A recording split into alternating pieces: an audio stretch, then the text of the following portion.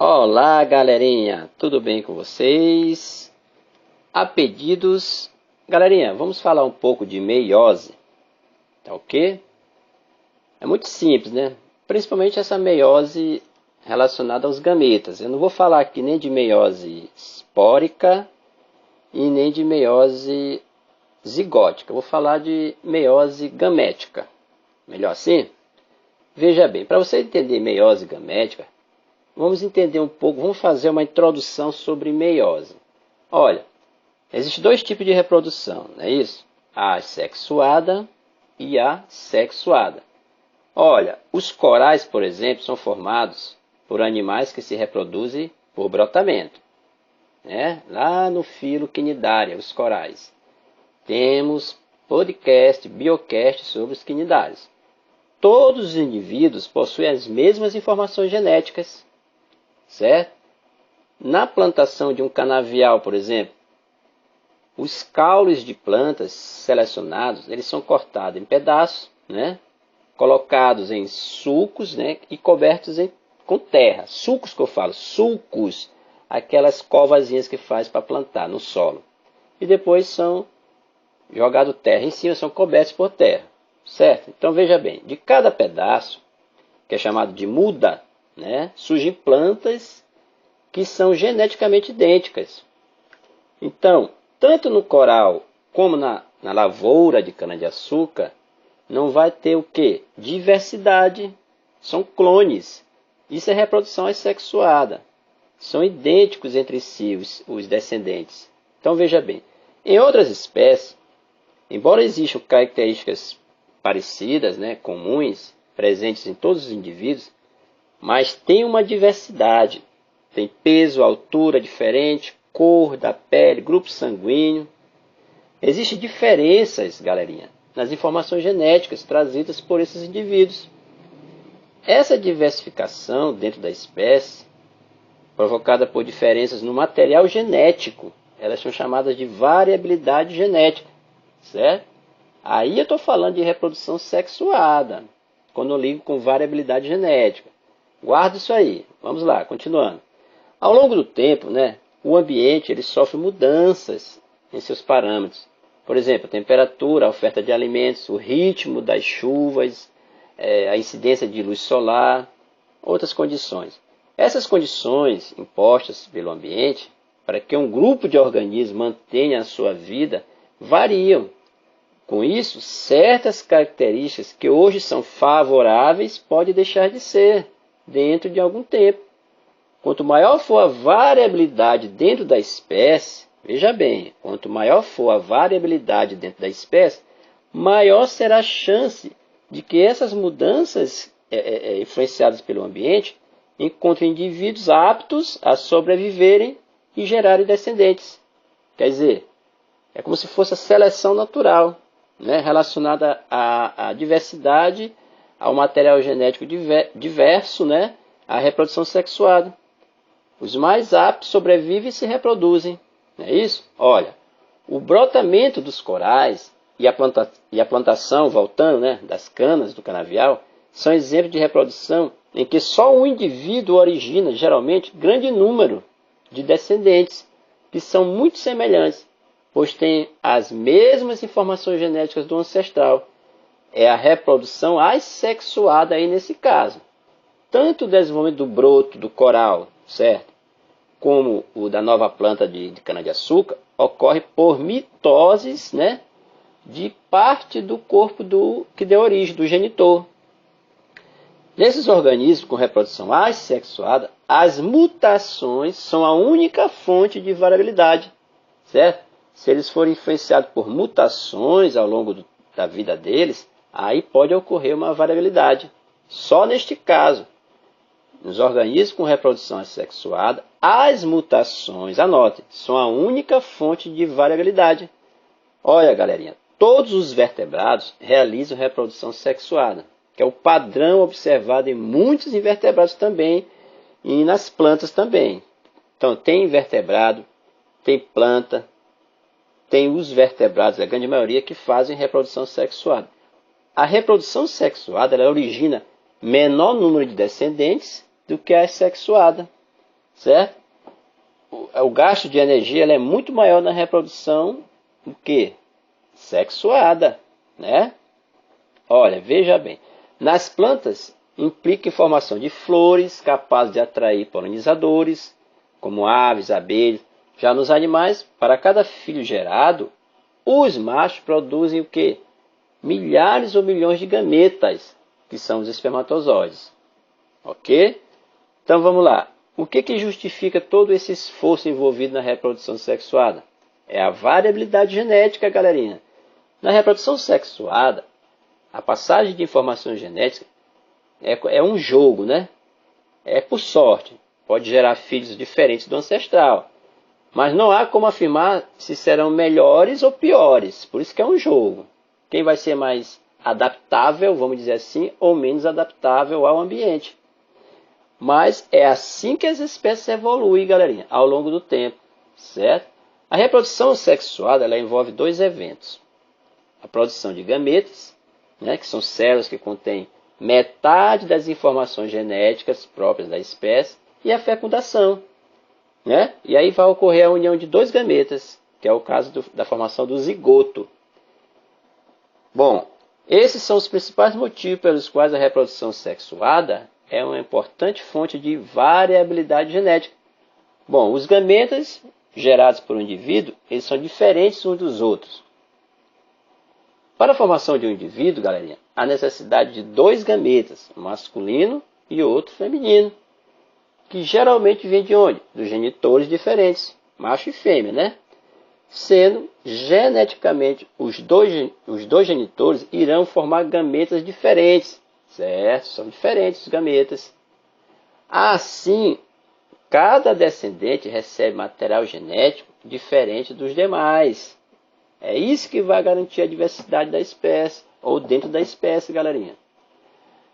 Acrescenta-se uma possível ocorrência também de mutações, como eu falei anteriormente, que são geradas de novas características, vão ser geradoras, na verdade, de novas características, né? Isso vai depender do aumento da variabilidade, certo? E qual é o papel da meiose? Bom, os organismos com reprodução sexuada, eles passam pela alternância de dois eventos, a meiose e a fecundação. Os gametas, o que são os gametas, na verdade? São células haploides, que se fundem aos pares na fecundação, reconstituindo a quantidade cromossômica diploide, não é verdade? A célula resultante da fecundação é a célula ovo ou zigoto. A partir dela, todas as outras surgem por mitoses consecutivas. É isso? Galerinha, a meiose é uma divisão celular que ocorre em células diploides, que é 2N. Presta atenção. Número de cromossomos 2N. E origina 4 células filhas haploides, que é N. Como a meiose reduz a metade a quantidade de cromossomo, ela é chamada de divisão reducional. Certo? Muito bem. O que mais que a gente pode estar comentando aqui para facilitar aí o entendimento sobre meiose para vocês? Bom,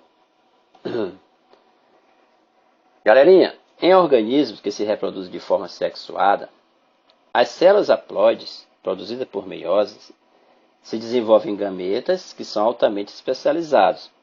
Quando eu falo desses gametas, eu estou falando de ovócitos, também chamado de oócitos ou óvulos. Eu estou falando de espermatozoides, estou falando de pólen, estou falando de esporos, certo? Nos animais, as fêmeas, elas produzem esses ovócitos grandes, não são móveis, né? Já nos machos, produzem espermatozoides que são pequenos e móveis. Quando estes gametas se unem, né, reforçando aqui o entendimento, forma-se uma nova célula diploide, né, que nada mais é do que um ovo fecundado, o famoso zigoto. Esse zigoto ele vai conter o quê? Uma combinação de cromossomos, onde este zigoto se desenvolve como um novo organismo multicelular por meio de quê? De diversas e sucessivas divisões mitóticas, onde há também um processo de especialização celular, que vai formar novamente células haploides, que são os gametas masculinos, né? que é produzido lá pelos testículos, pela gônada, que é o testículo, e os gametas femininos, né, que vai ser produzidos os gametas femininos, os óvulos no caso, pela gônada feminina, que é o ovário. Isso depende do sexo do indivíduo. Veja bem, a fase haploide ela é curta e a fase diploide ela é longa e constante. É importante a gente lembrar que as células haploide são as células que na maioria das espécies não se dividem, né? Elas são apenas células gaméticas, enquanto que as células diploides são as que se dividem mais constantemente, né? Por mitose, a gente sabe disso. Ainda assim, existem espécies de fungos e alguns vegetais onde as células haploides elas se dividem, mas são casos raros. Em quase todos os animais, incluindo todos os vertebrados, apenas as células diploides proliferam. Os gametas haploides, eles existem apenas brevemente, eles não se dividem e são altamente especializados para fusão celular, novamente para fecundação, né? Eles são especializados para isso. Então, a gente devemos então fazer uma diferença entre dois tipos de células nesses organismos. Um grupo de células são as células germinativas, que são as haploides ou gametas, enquanto outro grupo de células são as somáticas, que compreende o restante do corpo de um organismo e se divide constantemente, né? São as células diploides, as somáticas. De certa forma, as células somáticas existem apenas para auxiliar as células germinativas, né, a sobreviver, desenvolver-se e transmitir o seu DNA, né, para a próxima geração. Pois o necessário para a sobrevivência é o quê? A variabilidade genética, a fusão dos gametas de um indivíduo diferente. Isso é que vai dar a variabilidade genética, quando os gametas, masculino e feminino, se fundem. Entendeu? Um corpo é composto de células somáticas, um organismo, um indivíduo, né, que são diploides, que mantém vivas as células germinativas, que são haploides.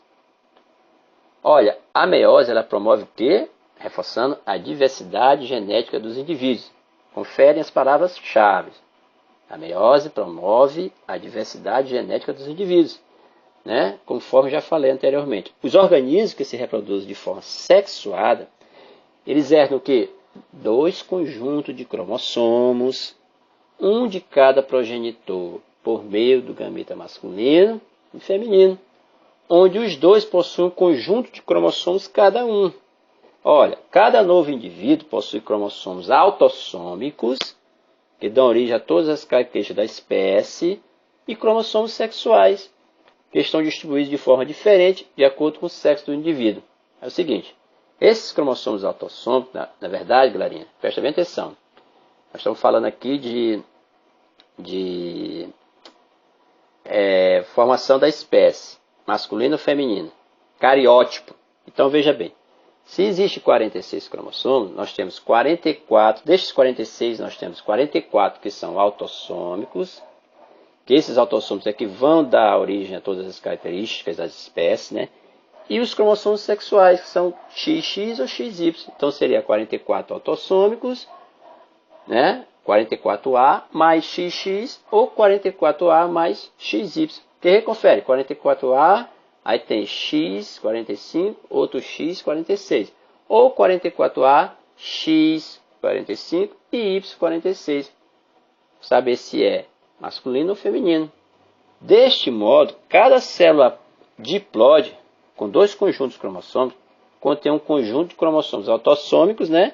E outro conjunto de cromossomos sexuais, que são XX ou XY, né, galerinha? Onde as duas partes dos cromossomos autossômicos, elas provêm do pai e da mãe. Então, esse conjunto de cromossomos autossômicos, eles são chamados de cromossomos homólogos, né? Homólogos. Tanto o 44A da mãe e o 44A do pai são cromossomos homólogos. Anotem, os cromossomos autossômicos são os cromossomos homólogos. No processo de divisão celular, por meio da meiose, os cromossomos homólogos eles devem se comunicar entre si para sofrer essas recombinações genéticas. De tal forma que esta combinação ela se torna essencial para permitir que haja variabilidade genética por meio de um processo chamado de crossing over. Daí a importância de estudar a meiose relacionada à genética. Ocorre na meiose, na prófase 1, numa etapa chamada de onde a troca de material genético, a gente tem lá nas etapas da prófase 1, aonde é que fica? É uma das etapas da prófase 1, é o paquítano. Então dê uma olhadinha depois, onde a troca, onde a permutação, o crossover, a troca de material genético que ocorre lá nas cromátides, onde elas sofrem uma ruptura, né? Depois há um rearranjo dos genes. Quando há essa soldagem novamente das cromátides, elas trocam o material genético bem ali, que a gente chama de permuta ou crossing over. Daí a relação da meiose com a genética. Lá na prófase 1, onde ocorre essa variabilidade genética, é chamada de crossing over. Dê uma olhadinha em prófase 1, né, da meiose. Onde ocorre o crossing over? Na prófase 1 da meiose. Então, repetindo, veja bem, no processo de divisão celular, por meio da meiose, o que acontece? Os cromossomos homólogos devem se comunicar entre si para sofrer recombinações genéticas, beleza? De tal forma que esta combinação ela se torna essencial para permitir a variabilidade genética, por meio de um processo chamado crossing over, que vai originar células filhas diferentes das células mãe. Em seguida, quando essas novas células se dividirem, formarão um novo indivíduo, e este indivíduo vai gerar suas células haploides, são as germinativas ou gametas, e estas serão diferentes geneticamente das células germinativas que formaram este organismo no primeiro momento. Beleza? Então, galerinha, a reprodução sexuada ela proporciona uma vantagem competitiva aos organismos. Quando há reprodução sexuada, os indivíduos descendentes são variados.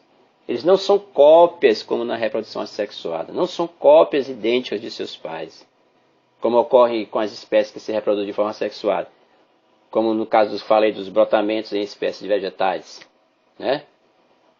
Uma espécie que gera vários descendentes, cada um com suas características genéticas, certo? Tem muito mais chance de sobreviver em um ambiente com modificações, né, do que uma espécie que gera diversos descendentes de forma assexuada, onde todos possuem as mesmas características genéticas, certo? Ou seja, no processo de seleção natural, os mais aptos, como eu falei, serão favorecidos de acordo com suas características genéticas, enquanto outros, né, não favorecidos são eliminados. Já numa população que se reproduz de forma sexuada, se um único indivíduo, de forma... veja bem, já na população que se reproduz de forma assexuada, se o único indivíduo está desfavorecido no ambiente, todos os outros, por serem iguais, geneticamente também estarão numa questão de uma reprodução assexuada. O indivíduo está desfavorecido no ambiente, todos os outros também estarão. Porém, a gente sabe que a vantagem competitiva dos organismos que se reproduzem de forma sexuada é muito maior, tendo em vista que a variabilidade genética dos descendentes fornece diferentes chances de sobrevivência em um ambiente que pode sofrer variadas modificações. Características que tornam os indivíduos aptos frente às mudanças ambientais. Eles vão permanecer na população e garantem a sobrevivência dos mesmos, enquanto as que não se tornam aptos, os que não estão aptos, vão ser eliminados e vão desaparecer da população, certo? É aquela coisa. Nós, como somos geneticamente modificados, a diversidade de seres humanos, só um exemplo bem prático. Existem pessoas que são mais friorentas do que outras no mesmo ambiente, né? Isso em função dessa variabilidade genética. Daí a importância da meiose com a genética. É a variabilidade genética, o crossing over. Leem. Meiose, prófase 1. Troca de pedaços de genes. Permutação, crossing over. Comentem. Abraços.